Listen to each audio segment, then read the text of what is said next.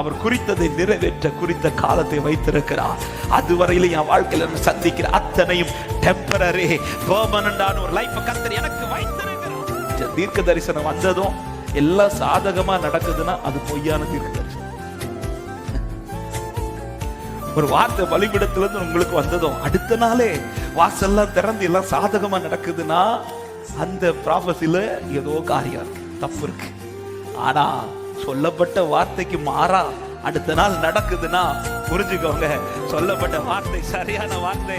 எனக்கு வார்த்தை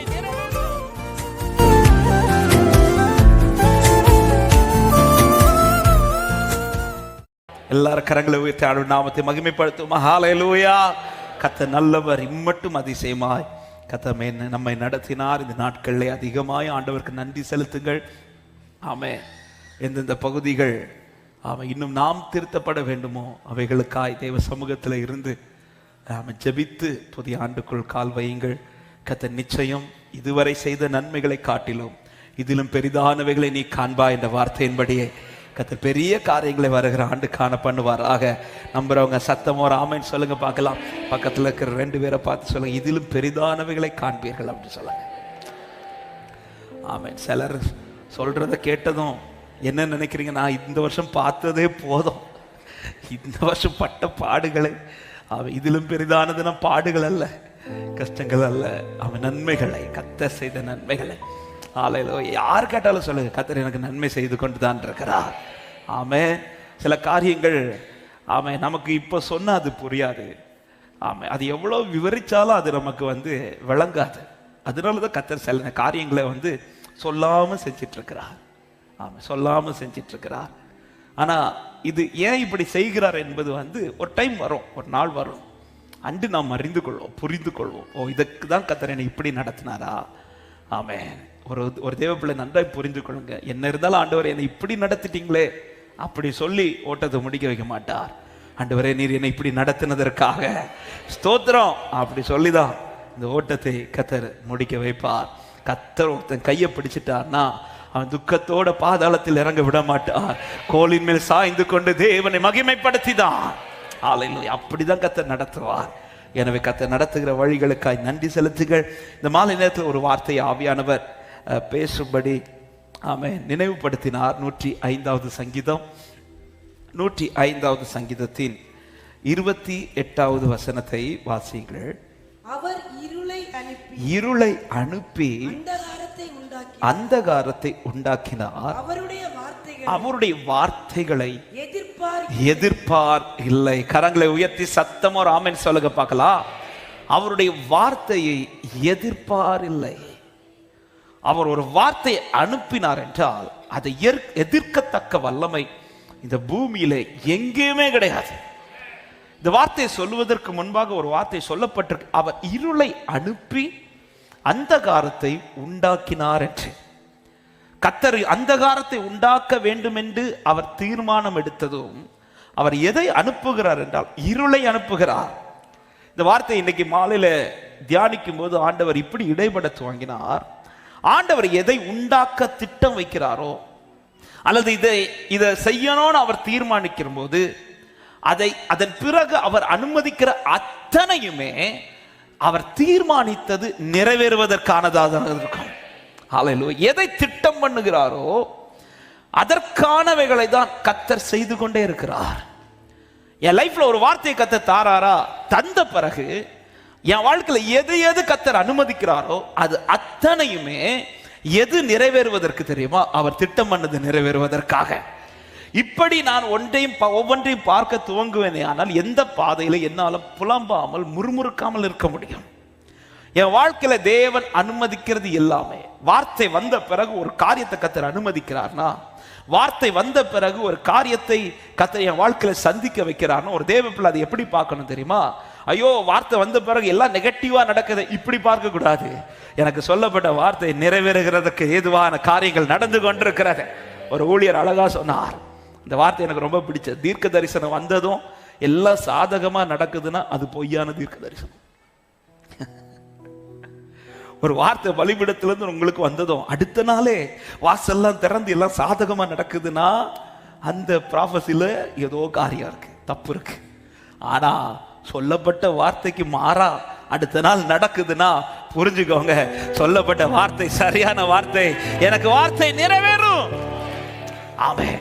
இந்த மாலை நேரத்தில் ஆண்டவர் பேசும்படி, ஹல்லேலூயா, இந்த ஆண்டு நான் நினைச்சது போல எதுவுமே நடக்கலையே ஆண்டவரே, நீங்க சொன்ன வார்த்தை ஒன்று, ஆனா நான் என் வாழ்க்கையில அனுமதிக்கப்பட்ட பாதைகள் எல்லாமே வித்தியாசமா இருக்குதே என்கிற கேள்வியோடு யாராவது இந்த சத்தத்தை இங்கிருந்தோ தூரத்திலிருந்து கேட்டுக்கொண்டிருக்கிறீர்கள் என்றால், ஆமென், அவர் ஒன்றை தீர்மானித்து அவர் ஒன்றை செய்யணும்னு தீர்மானிச்சிட்டார்னா அதன் பிறகு அவர் எதை அனுமதித்தாலும் ஒன்றை அறிந்து கொள்ளுங்கள், அவர் எதை தீர்மானித்தாரோ அதை நிறைவேற்றுவதற்கு ஏதுவாகவே கர்த்தர் அனுமதித்திருக்கிறார். இந்த வார்த்தை எழுதும் போது ஆண்டவர் இப்படி எழுத வைத்தார். ஆமென். இப்படி கர்த்தர் அனுமதிக்கிற பாதை, கர்த்தரை அறியாதவன் அதை பார்க்கும்போது அது பாடுகளாய் பார்ப்பான். ஆனால் கர்த்தரை அறிந்தவன் இது தேவன் நிறைவேற்றுகிற பாதையாய் பார்ப்பான். இன்னைக்கு நடக்கிறதெல்லாம் நான் பாடுகளாக தான் பார்த்து கொண்டிருக்கிறேன் என்றால் எனக்கு அது தெரியவில்லை. யோசேப்பை பார்த்தீங்கன்னா தெரியும், தரிசனத்தை காண்பித்தது ஒன்று, ஆனா கர்த்தர் நடத்துற பாதை டோட்டலா டிஃபரெண்ட். ஆமென். அவன் வாழ்க்கையில இப்படி ஒரு ட்ராக்கை யோசேப்பு ஒரு நாள் கூட நினைச்சு பார்த்துருக்க மாட்டார். ஏன்னா வீட்டில் எந்த கஷ்டம் இல்லாமல் வளர்ந்த பிள்ளை, அப்பாவுக்கு ரொம்ப செல்ல பிள்ளை. ஆமாம், அப்பா ரொம்ப பிரியமாய் நேசித்த பிள்ளை. ஆமாம், எல்லாரையும் வெளியே சகோதரர்கள் மற்ற எல்லாரையும் வீட்டிலேருந்து வெளியே அனுப்பும் போது இந்த பிள்ளை அனுப்ப மாட்டார், வீட்டிலேயே வச்சிருப்பார். சகோதரர்களுக்கு உணவு கொடுக்க தான் அனுப்புவாரே தவிர வேற எந்த காரியத்துக்கு அனுப்ப மாட்டார். ஏன்னா அவ்வளோ பிரியமான பிள்ளை. இப்படி வளர்ந்த பிள்ளைக்கு ஒரு நாள்ல எல்லாமே இப்படி ஒரு மாறும். இதெல்லாம் அது நம்ம படிக்கிறது ஈஸி, அது கேட்கறது ஈஸி, ஆனா அந்த ட்ராக்ல நடக்கிறதுங்கிறது சாத்தியமே இல்லாத காரியம். ஆனா கர்த்தர் பாருங்க, எதை காமிச்சா தெரியுமா? எது நிறைவேற போகுதோ அதை காமிச்சார். எதை காட்டல தெரியுமா? அடுத்த நாள் எது நடக்க போகுதோ அதை காட்டல. அத்தனை அரிக்கட்டுகளும் யோசேப்புக்கு முன்பாக, அதாவது யோசேப்பின் அரிக்கட்டுக்கு முன்பாக தாழ்ந்திருக்கிறதை காண்பித்த ஆண்டவர், அடுத்த நாள் அத்தனை அரிக்கட்டுகளுக்கு முன்பாக இந்த யோசேப்பின் அரிக்கட்டு தாழ்ந்து போகுங்கிறது கர்த்தர் காட்டல.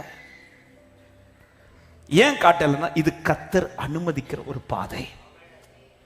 இது அவர் நிறைவேற்றுக போகிற காரியத்தினுடைய ஒரு ட்ராக். இது ஆமா, தரிசனம் வந்த பிறகு அடுத்த நாள் என் லைஃப்ல ஒன்று வித்தியாசமா நடக்குதுன்னு ஒரு தேவ பிள்ளை எப்படி பார்க்கணும்னா, என்ன கர்த்தர் எதுக்காக இதை அனுமதித்தார்னா அவர் திட்டம் பண்ணினதை நிறைவேற்றுவதற்காக. சத்தமோ ஆமென் சொல்லுங்க பார்க்கலாம். ஆமென்.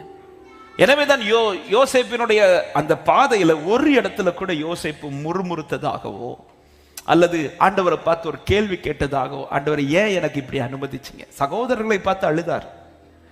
அவன் சகோதரர்கள்ட்ட கெஞ்சினார். ஆனா ஆண்டவர் கிட்ட ஒரு இடத்துல கூட ஏன் ஆண்டவரை எனக்கு இப்படி அனுமதிச்சிங்கன்னு யோசேப்பு கேட்கல. ஏன்னா யோசேப்புக்கு தெரிஞ்சிருந்துச்சு, ஆமாம், எனக்கு தரிசனத்தை காண்பித்த பிறகு எனக்கு இந்த பாதைனா, இந்த பாதை அழிவுக்கான பாதை அல்ல, இது தரிசனம் நிறைவேறுவதற்கு ஏதுவான பாதை. அதனாலதான் ஒவ்வொரு சிச்சுவேஷனையும் யோசேப்பு தைரியமா ஃபேஸ் பண்றார். இதே 105வது சங்கீதத்தில் அந்த யோசேப்பை குறித்து சொல்லும் போது கூட 19வது வசனத்தில் சொல்லப்பட்டிருக்கிறது, கர்த்தர் சொன்ன வார்த்தை நிறைவேறும் அளவும் அவருடைய வசனம் அவனை புடமிட்டு கொண்டிருந்துச்சு, அவனை ட்ரெயின் பண்ணிட்டே இருந்துச்சு. ஹல்லேலூயா. ஒவ்வொரு ட்ராக்லையும் ஆமென் யோசேப்பு அறிஞ்சுக்கிட்டார், ரைட், இந்த பாதை எதுக்கு தெரியுமா? எனக்கு சொல்லப்பட்டது நிறைவேற்றுவதற்கான பாதை. கர்த்தர் ஏன் இன்னைக்கு இது அனுப்பி இருக்கிறார், ஏன் அனுமதிச்சிருக்கிறார்? இது திட்டம் பண்ணினதை நிறைவேற்றுவதற்காக. தேவன் எனக்கு திட்டம் பண்ணினதை நிறைவேற்றுவதற்கான இந்த பாதை என்பதை யோசேப்பு அறிந்ததினால எந்த இடத்திலும் முறுமுறுக்கல, எந்த இடத்திலும் கலங்கல, அவன் தைரியமாய் நின்றார். ஏற்ற காலத்திலே அவர் திட்டம் பண்ணினது அதே பாதையிலே நிறைவேறினது. சத்தமாய் ஆமென் சொல்லுங்க பார்க்கலாம். ஹல்லேலூயா. எதை திட்டம் பண்றாரோ அந்த திட்டம் பண்ணினது நிறைவேற்றவே அதற்கானவைகளை கர்த்தர் அனுமதித்திருக்கிறார். ஏன் இந்த வார்த்தை இவ்வளவு பேசுகிறேன் என்றால், நான் இயேசுவின் நாமத்தில் தைரியமா இந்த வார்த்தையை சொல்லுகிறேன். வார்த்தை உடைய தேவ பிள்ளையே, இன்றைக்கு நீங்கள் சந்தித்து கொண்டிருக்கிற, நாளை சந்திக்க போகிற அத்தனையும் திட்டம் பண்ணினது நிறைவேறுவதற்கு ஏதுவானது என்று நம்புறவங்க மாத்திரம் வலது கரத்தை உயர்த்தி சத்தமா ஒரு ஆமென் சொல்லுங்க பார்க்கலாம். ஹல்லேலூயா. வார்த்தையை பிடிச்சிட்டு நான் இன்னைக்கு உன்னை சந்திக்கிறேன் என்றால் நீங்க வார்த்தையை பிடிச்சு சொல்லுங்க, இது நிறைவேறுவதற்காக தேவன் இதை அனுமதித்திருக்கிறார். அந்தகாரத்தை உண்டு பண்ண அவர் இருளை அனுப்பினார். அப்ப அனுப்பப்பட்டது என்ன செய்ய போகுதுன்னா, அவர் எதை உண்டாக்கணும்னு நினைச்சாரோ அது உண்டாக்க போகுது. ஹல்லேலூயா. எகிப்திற்குள்ள கொண்டு வந்து யோசேப்பை அதிபதியை நிறுத்த வேண்டும் வந்து தேவனுடைய திட்டம். அது கர்த்தர் அனுப்பின இருளை எப்படி அனுப்பினாரோ அதே போலதான் யோசேப்புக்கு சில காரியத்தை அனுப்புகிறார். ஒன்று, சகோதரர்களுடைய விரோதம் அவனுக்கு வாழ்க்கையில வருது. அந்த விரோதம் வந்ததுனால என்ன இன்சிடென்ட் நடக்குதுன்னா, அவன் அங்கிருந்து எகிப்துக்குள்ள போகிறான். எகிப்திற்குள்ள வந்தவன் இப்பொழுது அடுத்து பார்வோனுக்கு ஒரு சொப்பனத்தை கர்த்தர் அனுப்புகிறார். அந்த சொப்பனம் வந்ததுனால எகிப்திலிருந்து அவன் அடுத்த ஒரு நிலைக்கு வரான். ஆமென். இன்னும் மாத்திரம் இல்ல, சகோதரர்கள் முன்பாக வந்து நிற்பதற்காக கர்த்தர் இன்னொன்னு அனுப்புறார். அதுதான் பஞ்சம். அந்த பஞ்சத்தை அனுப்புனதுனால மொத்த சகோதரர்களும் இப்பொழுது யோசேப்புக்கு முன்பாக வந்து நிற்கிறாங்க. ஆமா, அப்போ ரிசல்ட் திட்டம் பண்ணது நிறைவேறுது. ஆனா நடத்தின பாதை அவன் அறியாத பாதை. ஹல்லேலூயா. எத்தனை பேருக்கு இந்த மாலை நேரத்தில் தைரியமாய் சொல்ல, இந்த வருஷம் கர்த்தர் என்னை நடத்தின அத்தனை பாதைகளும் அவர் திட்டம் பண்ணினது நிறைவேற்றுகிற பாதை என்று நம்புறவங்க மாத்திரம் வலது கரத்தை உயர்த்தி சத்தமாய் ஆமென் சொல்லுங்க பார்க்கலாம். ஆமென். உம்மை நம்பி நடக்கிறேன் தகப்பனே, உங்க பாதை நன்மை என்று நீங்க பிடிச்சிடுங்க, நீங்க பிடிச்சிடுங்க. உங்க கரத்தால என்ன நீங்க நடத்திடுங்க. உங்க சித்தம் போல என்ன நீங்க பிடிச்சிடுங்க. உங்க கரத்தால என்ன நீங்க நடத்திடுங்க. உங்க சித்தம். ஆமென். ஏன் இந்த தரிசனத்திலே கர்த்தர் காண்பித்த தேவன் ஏன் அடுத்த நாள் நடக்க போகிறத காண்பிக்கல? ஆமென். ஆண்டவருக்கு அதை காண்பிக்க தெரியாதா? நாளைக்கு உன் சகோதரர்கள் மொத்தமும் உனக்கு விரோதமா எழும்புவாங்க. உனக்கு இப்படி ஒரு குழியின் பாதை இருக்கு, உனக்கு இப்படி ஒரு எகிப்தின் பாதை இருக்கு, உனக்கு ஒரு சிறைச்சாலை பாதை இருக்கு. இது எதுவுமே கர்த்தர் காண்பிக்கல. கர்த்தர் காண்பிச்ச தரிசனம் ஒன்னே ஒரு தரிசனம். அவன் எல்லா அறிக்கட்டுகளும் அந்த அறிக்கட்டுக்கு முன்பாக. இன்னைக்கு நிறைய பேருடைய கொஸ்டின் இதுதான், ஆண்டவரே நிறைய வார்த்தை காமிச்சிங்களே, ஆனா இது நடக்கிறத காமிக்கவே இல்லையா ஆண்டவரே? இப்படி ஒரு இன்சிடென்ட் வரும் என் லைஃப்ல நீங்க சொல்லவே இல்லையா ஆண்டவரே? ஆமென். ஏன் ஆண்டவர் யோசேப்புக்கு இந்த குழியின் பாதை, எகிப்துக்கு போகிற பாதை, சிறைச்சாலை பாதை இதெல்லாம் காண்பிக்கவில்லை என்றால் இதெல்லாம் டெம்பரரியான பாதை. ஆமென். இது இன்னைக்கு வரும், நாளைக்கு மாறிடும். அவர் எதை காண்பிச்சார் தெரியுமா? எது அவனுக்கு பெர்மனண்டோ அதுதான் காமிச்சிருக்கிறார். எத்தனை பேருக்கு நான் சொல்ற வார்த்தை புரிகிறது? எது என் லைஃப்ல பெர்மனண்டோ அதுதான் எனக்கு பேசப்பட்டிருக்கிறது. எது டெம்பரரியோ அது இன்றைக்கு நான் பார்த்து கொண்டிருக்கிறேன். விசுவாசிக்கிறவங்க நல்ல கைகளை தட்டி ஹல்லேலூயா. ஆண்டவரே, ஏன் ஆண்டவரே யோசேப்புக்கு நீங்க இந்த குழியை காட்டலன்னா ஆண்டவர் சொல்லுவார், இந்த குழி மாறிடும்பா. ஆண்டவரே, ஏன் ஆண்டவரே இந்த விற்கிற நிலைமையை யோசேப்பு இது மாறிடும். ஆண்டவரே, ஏன் அவன் சிறைச்சாலைக்குள்ள போகிறத காட்டல, அது மாறிடும். ஆமென், ஆமென். அப்ப எது ஆண்டவரை காமிச்சிங்க? எது அவன் லைஃப்ல பெர்மனண்டோ, எது அவன் வாழ்க்கையில நான் நிரந்தரமாய் செய்ய போகிறேனோ அதை தான் நான் அவனுக்கு காண்பித்திருக்கிறேன். இந்த மாலை நேரத்தில் தேவ பிள்ளைகளை இந்த வார்த்தையை விசுவாசிக்கிறவங்க தைரியமாய் சொல்லுங்கள், எனக்கு பெர்மனண்டான ஒரு லைஃபை வைத்திருக்கிறார், அதை தான் கர்த்தர் எனக்கு பேசி இருக்கிறார் நம்புறவங்க சத்தமாய் ஆமென் சொல்லுங்க பார்க்கலாம். ஆமென். அவருக்கு தெரியும் இதெல்லாம் டெம்பரரி, இது நாளைக்கு தாண்டிடுவான். என் பிள்ளை இந்த வருஷம் இதை தாண்டிடுவான், அடுத்து நான் செய்ய போறேன். அவருக்கு பெர்மனண்டானது சொல்லிட்டேன். அவர் குறித்ததை நிறைவேற்ற குறித்த காலத்தை வைத்திருக்கிறார். அதுவரையிலும் என் வாழ்க்கையில நான் சந்திக்கிற அத்தனையும் டெம்பரரி. பெர்மனண்டான ஒரு லைஃப் கர்த்தர் எனக்கு வைத்திருக்கிறார். ஹல்லேலூயா. ஆமென். ரெண்டாவது ஒரு விஷயம் நான் சொல்லியிருக்கிறேன். ஆமென். ஆண்டவரே அதை காட்டல இதை காட்டுனீங்கன்னா, ஆமா இதை காட்டினதுக்கு ஆமென் சொன்ன நாம அதை காட்டினா ஆமென் சொல்லுவோமா? இல்ல. அத்தனை அறிக்கட்டுகளும் இந்த அறிக்கட்டுக்கு முன்பாக வணங்கி நின்ற போது ஒரு ஆமென் சொன்னீங்கல்ல, இதே இது அப்படியே மாத்தி காமிச்சா நாம ஆமென் சொல்லியிருப்போம்? சொல்ல மாட்டோம். ஆமென். ஆண்டவர் எவ்வளவு எக்ஸ்பிளைன் பண்ணாலும் அவருடைய கிரியைகள் அவருடைய செயல்கள் ஆராயப்படாதவைகள். அது நம்ம எவ்வளோ ஆராய்ந்தாலும், அதாவது உலகத்துக்குன்னு ஒரு கால்குலேஷன் இருக்கும் பாருங்க, அந்த கால்குலேஷனை ஓரளவு நம்ம படிச்சிடலாம். ஆனா பரலோகத்துக்கு ஒரு கால்குலேஷன் இருக்கு பாருங்க. இந்த கால்குலேஷன்ல நீங்க படிக்கவே முடியாது. ஹல்லேலூயா. எவ்வளோ இது எப்படி சாத்திய சான்ஸே இப்படிதான் கர்த்தர் நடத்துவார். பரலோகத்தின் பாதை என்பது நம்மளால கணிக்க முடியாத பாதை. ஆனா ரிசல்ட் ஒண்ணு தெரியும், எனக்கு சொல்லப்பட்ட பிரகாரமே நடக்கும் என்று விசுவாசிக்கிறவங்க வலது கரத்தை உயர்த்தி, உம்மை நம்பி நடக்கிறேன் தகப்பனே, உங்க பாதை நன்மை என்று நீங்க பிடிச்சிடுங்க, உங்க கரத்தால நீங்க நடத்திடுங்க, உங்க சித்தம் போல என்ன நீங்க பிடிச்சிடுங்க. ஹல்லேலூயா. நீங்க நடத்திடுங்க.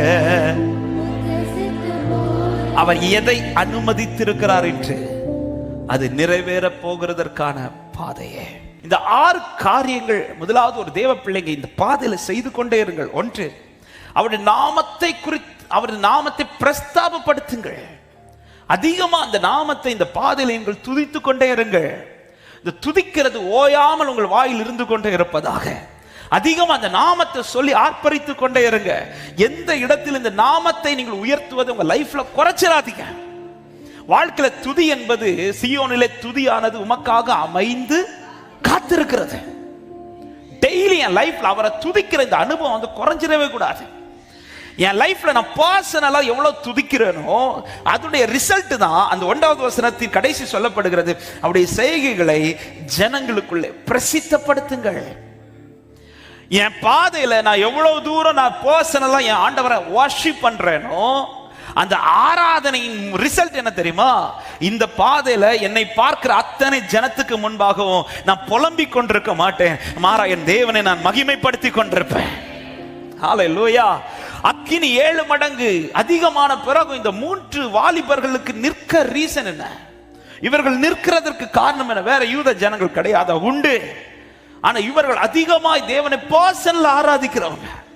அதனாலதான் சொல்றாங்க, எந்த தெய்வத்துக்கு முன்னாடி நாங்க ஆராதிக்க மாட்டோம், ஜனத்துக்கு முன்பாக அவரை பிரசித்தப்படுத்துகிறார்கள். பர்சனலா யார் அவருடைய நாமத்தை பிரஸ்தாபப்படுத்துகிறீர்களோ அவர்கள் ஜனத்துக்கு முன்பாக தேவனை பிரசித்தப்படுத்துவார்கள். ஹல்லேலூயா. அவங்களுக்கு பாதை இப்படிதான் இருக்கணும் இல்ல, அவங்களுக்கு பாதை அனுகூலமா தான். எந்த பாதையானாலும் ஹல்லேலூயா. தொழுமரத்தில் கைகளையும் கால்களையும் கட்டி போட்டிருந்தாலும் துதிக்கிற ஜனத்துக்கு துதி ஓயாது, துதிக்கிற ஜனத்தின் துதி அமையாது. ஆமென் சொல்லுங்க பார்க்கலாம். அவங்க சூழ்நிலை இப்படிதான் இருக்கும். நோ, எப்படி இருந்தாலும் ஆராதிப்பாங்க. ஹல்லேலூயா. எனக்கு இப்படிப்பட்ட சூழ்நிலை எனக்கு இல்லை, அதனாலதான் என்னால ஆராதிக்க முடியலன்னு நான் சொல்லுகிறேன் என்றால் நான் தேவனுடைய மகத்துவத்தை அல்லது தேவனுடைய செயலை நான் அறியாமல் இருக்கிறேன் என்று அர்த்தம். ஆமென். யோபு கூட சில இடத்துல வந்து வேதனையில பேசுறத பார்க்க முடியும். ஆனா அந்த யோசேப்பு ஒரு இடத்துல கூட தன்னுடைய பாதையில வேதனையில ஒரு வார்த்தை கூட பேச மாட்டார். ஆமென். ஏன்னா யோசேப்புக்கு அந்த ஆண்டவரோடு உள்ளது பர்சனல் கனெக்ஷன். என் வாழ்க்கையில தனிப்பட்ட இந்த தனித்துவம், தனிமையான இந்த ஆராதனை எங்க குறையுதோ அங்கதான் நான் வெளிப்புறமாய் ஆராதிக்கிறது ரொம்ப குறையும். இந்த 1வது வசனம் சொல்லப்படுகிறது, அவருடைய நாமத்தை பிரஸ்தாபமாக்குங்கள் என்று சொல்லிட்டு அவருடைய செய்கைகளை ஜனங்களுக்குள்ளே பிரசித்தப்படுத்து. அப்போ பர்சனல் வர்ஷிப் அதிகமாக அதுல ரிசல்ட் என்ன தெரியுமா? நான் வெளியில வரும்போது மற்ற ஜனத்துக்கு முன்பாக என் பாதை குறித்து புலம்ப மாட்டேன், என் பாதை குறித்து நான் அழுது கொண்டிருக்க மாட்டேன், மாறா என் ஆண்டவருடைய செய்கைகளுக்காய் நன்றி செலுத்தி அதை பிரசித்தப்படுத்துவேன். அவன் 4 பேருக்கு முன்னாடி நான் சொல்லுவேன், கர்த்தர் எனக்கு நன்மை செய்து கொண்டிருக்கிறார், கர்த்தர் எனக்கு நன்மை செய்து கொண்டிருக்கிறார். ஹல்லேலூயா. 2வது வார்த்தை சொல்லப்படுகிறது, அவருடைய அதிசயங்களை எல்லாம் தியானித்து பேசுங்க, அதிகமா மெடிடேட் பண்ணுங்க. அவருடைய அதிசயமான கிரியைகள் மெடிடேட் பண்ணுங்க. நீங்கள் நடத்துற பாதையில முற்பிதாக்களுக்கு செய்ததை மெடிடேட் பண்ணுங்க. இப்படி ஒரு சிச்சுவேஷன்ல கர்த்தர் என்ன கொண்டு போறாரு, இந்த சிச்சுவேஷன்ல போன முற்பிதாக்கள் அநேகர் இருக்கிறார்கள். ஹல்லேலூயா. அவர் தாமே சோதிக்கப்பட்டு பாடுபட்டதினாலே சோதிக்கப்படுகிற நமக்கு உதவி செய்ய. அப்ப அந்த வார்த்தையில ஒரு காரியம் தெளிவா தெரியுது, அவர் சந்திக்காத எந்த பாதையும் நம்மை சந்திக்க வைக்கவில்லை. நான் இன்று சந்திக்கிற அத்தனை பாதைகளுக்கும் ஒரு ரிசல்ட், சொல்யூஷனை கர்த்தர் இந்த வேதத்தில் எழுதி வைத்திருக்கிறார். நம்புறவங்க மாத்திர சத்தமா ஆமென் சொல்லுங்க பார்க்கலாம். ஹல்லேலூயா, ஆமென், ஆமென். எனக்கு இந்த பைபிளை தியானிக்கணும். கர்த்தர் நடத்தி வந்த இதே போல ட்ராக்ல யார் போயிருக்கிறா? கர்த்தர் அங்க என்ன அதிசயங்களை செய்திருக்கிறார், எப்படி கர்த்தர் அவர்களை நடத்தி இருக்கிறார், இந்த அதிசயத்தை நான் தியானிக்கணும். அது மாத்திரமல்ல, இந்த ட்ராக்ல இவ்வளவு தூரம் நடந்திருக்கிறோமே, இவ்வளவு தூரம் நடந்ததுல கர்த்தர் நம்மை எப்படி நடத்தினார், அதை தியானிங்கள். ஆமென். இங்க அநேகர் வார்த்தை பிடித்து இன்னும் காத்திருக்கிற உள்ளங்கள் இந்த கூட்டத்தில் உண்டு என்று நான் விசுவாசிக்கிறேன். வார்த்தை தந்து பல நாட்களாக இருக்கலாம், பல மாதங்களாக இருக்கலாம், பல வருஷங்களாக இருக்கலாம். ஆமென். இனி அடுத்த வருஷத்துக்குள்ள நான் எப்படி கால் எடுத்து வைக்க போறேன், என்ன நம்பிக்கையில கால் வைக்க போறேன், இப்படி ஒரு கேள்வி வரும்போது நான் ஒரு வார்த்தை உங்க முன்னாடி வைக்கிறேன். இத்தனை வருஷம் வார்த்தை தந்து உங்களை நடத்தினாரே, இத்தனை வருஷம் நடத்தினதுல கர்த்தர் உங்களை எப்படி நடத்தி வந்தார், அதை தியானிங்கள். நிறைவேறல, ஆனா நன்றாய் நடத்தி கொண்டிருக்கிறார் அல்லவா, அவர் ஏதோ செய்து கொண்டிருக்கிறார், அதை தியானிங்கள். அதை தியானிக்க தொடங்குவீங்கன்னா உங்களுக்கு நம்பிக்கை உண்டாகும். ஆமா, எனக்கான நாட்கள் சீக்கிரத்தில் நெருங்கி கொண்டிருக்கிறது. கர்த்தருடைய வசனம் அவனை புடமிட்டு கொண்டிருந்தது, ட்ரெயின் பண்ணிட்டு இருந்துச்சா. நான் தியானிக்க தியானிக்க இந்த வசனம் என்ன செய்யுமா, நம்ம ட்ரெயின் பண்ணும். மிலிட்டரிக்கெல்லாம் ஆட்கள் எடுக்கும்போது அல்லது போலீஸுக்கு ஆட்கள் எடுக்கும்போது ட்ரைனிங் கொடுப்பாங்கல்ல, இந்த ட்ரைனிங் ட்ரைனிங்லே பாதி பேர் ஓடிடுவாங்க. மிலிட்டரிக்கெல்லாம் ட்ரைனிங் கொடுக்கும்போது அது ட்ரைனிங் தாங்க முடியாம ஓடிடுவாங்களாம் வேலையை விட்டு. இன்னைக்கு அதே போலதான் கர்த்தர் இந்த காத்திருக்கிற பாதையில, சில வார்த்தை நிறைவேற்றுற பாதையில இது ட்ரெயின் பண்றார். ஹல்லேலூயா, ட்ரெயின் பண்ணி நடத்திட்டு இருக்கிறார். இந்த ட்ரைனிங் இன்னைக்கு சிலருக்கு பிடிக்க மாட்டேங்குது. நமக்கு எடுத்த உடனே டைரக்டா மேட்சுக்கு தான் போனோம். இல்லை, இந்த பிராக்டிஸ் பண்றது. சிலர்லாம் பாருங்க, திடீர்னு விளையாட போவாங்க. என்ன மாதிரிப்பட்ட கேஸுகள்லாம், பேட்மிண்டன் விளையாட போடுறது, திடீர்னு விளையாட போகும்போது எடுத்தோடனே இந்த கொஞ்சம் வார்ம் அப்லாம் பண்ணுவாங்க. இதெல்லாம் பண்ண மாட்டோம். நமக்கு எடுத்தோடனே அடிக்கணும். இப்படி எடுத்தோடனே அடிக்கிற கேஸுகள்லாம் பார்த்தீங்கன்னா அடுத்த நிமிஷத்தில் கை சுளுக்கு பிடிச்சி அதுக்கப்புறம் 1 மாசத்துக்கு விளையாட மாட்டாங்க. ஆனால் நல்ல விளையாட தெரிஞ்ச மக்கள்லாம் பார்த்துங்க, அவங்க எடுத்தோடனே ஒரு வார்ம் அப் பண்ணுவாங்க. ஏன் நமக்கு இது எடுத்தோடனே அடிக்கணும்னு தோணுதுன்னா, இந்த வார்ம் அப் பண்றது பிடிக்காது. இதே போலதான் சில ட்ரைனிங்ல கர்த்தர் கொண்டு போறார். இந்த ட்ரைனிங் பீரியட் கொஞ்சம் கஷ்டமா தான் இருக்கும். ஆனா இந்த ட்ரைனிங் முடியும் போது எனக்கு ஒரு மகிமையான ஒரு காரியம் காயத்தமா இருக்கிறது. உடைத்தீர், உருவாக்கினே, சிற்றித்தீர், சீர்படுத்தினீர், புடமிட்டீர், புதிதாக்கினே, பிரித்தீர், பிரியாதிருந்தீ, எனக்கு யாருண்டு, நான் கலங்கின நேரத்தில் கரம் என்னை நடத்தியதே, எனக்கு யாருண்டு, நான் கலங்கின நேரத்தில் கரம் என்னை. ஆமென். அவருடைய அதிசயங்கள் எல்லாம் தியானித்து பேசுங்கள். 3வது வசனம் சொல்லப்படுகிறது, அவருடைய பரிசுத்த நாமத்தை குறித்து மேன்மை பாராட்டுங்க. அவரை குறித்து உயர்வாவே பேசிட்டுருங்க. ஆமென். சவுல் மற்றும் இஸ்ரவேல் ஜனங்கள் கோலியாத்துக்கு முன்பாக பயந்து விலகி போக காரணம், அவர்கள் கோலியாத்தின் வல்லமையை பெருசா பார்த்தாங்க. கோலியாத்தினுடைய வல்லமையை பெருசா பார்க்கிறாங்க. ஆனா தாவீது அவர்கள் நடுவில் நிற்க காரணம், அவன் கோலியாத்தை விட இன்னொருவருடைய வல்லமையை பெருசா பார்க்கிறான். ஆமென். இந்த பார்வை ஒரு தேவ பிள்ளைக்கு ரொம்ப ரொம்ப முக்கியம். கடந்த வாரத்தில் தான் சொன்னேன்னு நினைக்கிறேன். சீஷர்கள் நடுக்கடலில் இயேசு வருகிறது வரையில தான் கத்திட்டே இருப்பாங்க, அலறுவார்கள், பயப்படுவார்கள். ஆனா இயேசுன்னு தெரிஞ்ச பிறகு அதே சீஷர்கள் ஈவன் ஆண்டவர்கிட்ட ஒரு வார்த்தை கூட, ஆண்டவரை இந்த கடலை அமைதியாக்குங்கன்னு கூட கேட்க மாட்டாங்க. இயேசு படகுல ஏறின பிறகு கடல் அமைதியாகும். ஆமென். ஆனா அந்த இடத்துல இயேசுதான் தெரிஞ்ச பிறகு நான் தான், பயப்படாதிருங்கள்னு இயேசு சொன்ன பிறகு அந்த சீஷர்கள் அதன் பிறகு இவன் ஒரு வார்த்தை கூட, ஆண்டவர் இந்த கடலை அமைதியாக்குவீங்களா அப்படி ஒரு கொஸ்டின் கூட கேட்க. ஏன் கேட்கலன்னா, இயேசு வருகிறது வரையிலும் அவர்கள் கடலின் வல்லமை பெருசா பார்த்தாங்க. ஆனா இயேசு வந்த பிறகு அவங்களுக்கு தெரியுது, அதை விட வல்லமையானவரே ஆண்டவர். இன்னைக்கு நான் எதை குறித்து மேன்மை பாராட்டுகிறேன்? ஆமென்.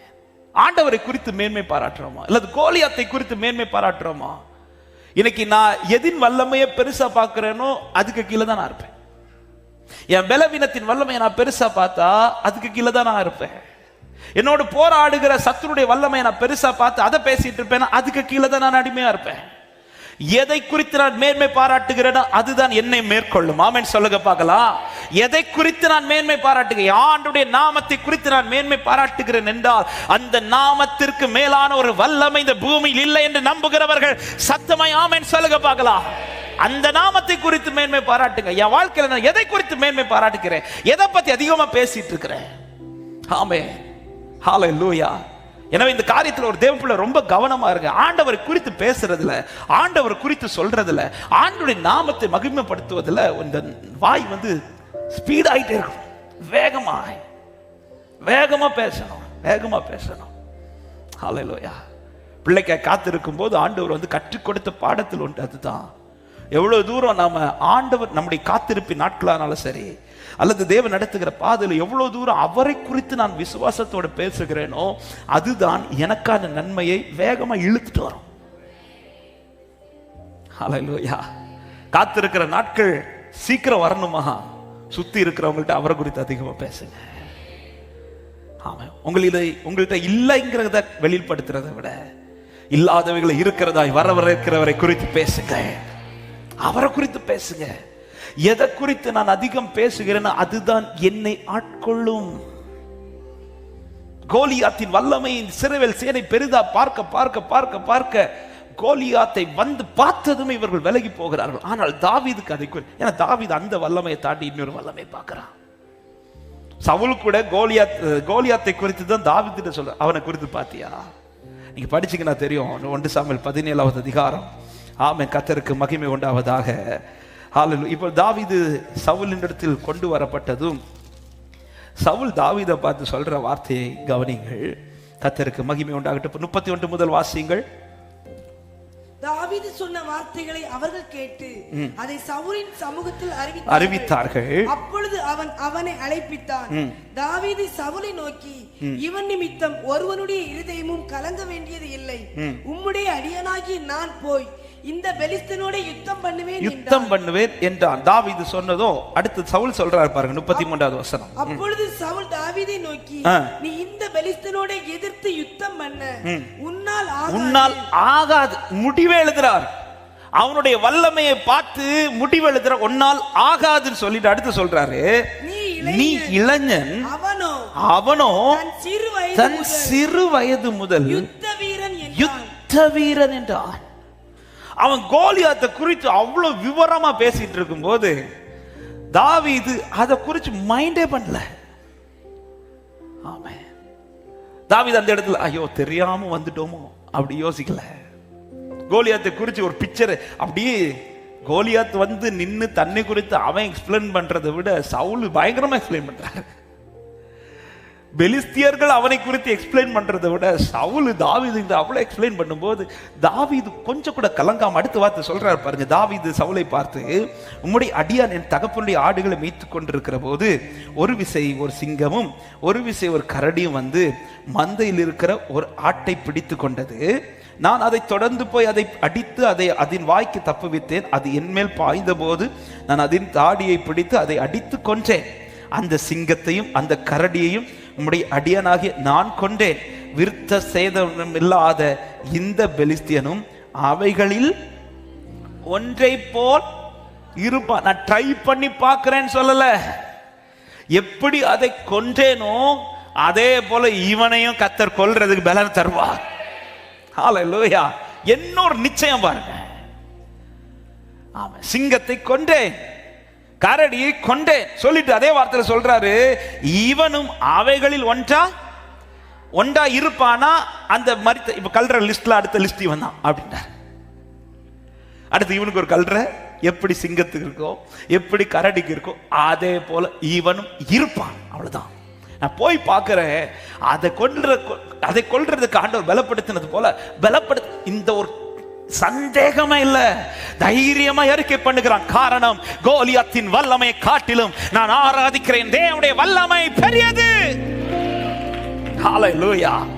ஆமென். ஒரு நாள் இந்த பகுதியை தியானிக்கும் போது ஆமென் சபையில ஒரு விஷயம் சொல்லி இருக்கிறேன். கோலியாத் எப்படி வந்து நிற்கிறான் தெரியுமா? தன் தேவர்களுடைய நாமத்தை சொல்லி நிற்கிறான். தன் தேவனுடைய நாமத்தை சொல்லி நிற்கிறான். தாவீதுக்கு இதுதான் தாங்க முடியல.